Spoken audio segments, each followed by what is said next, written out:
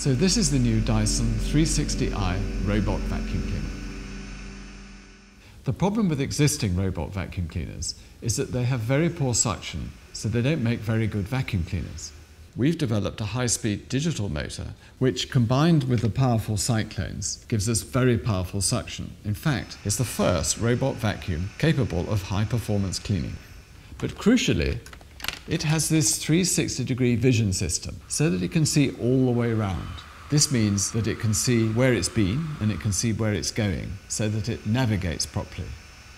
It has a motorized brush bar which spans the full width, with stiff bristles to remove ground-in dirt from carpets and soft carbon fiber filaments to remove fine dust from hard floors. It's the only robot with continuous tank tracks. This means that it maintains speed and direction across all floor surfaces. We're bringing together all this technology that makes an intelligent robot that cleans your home properly.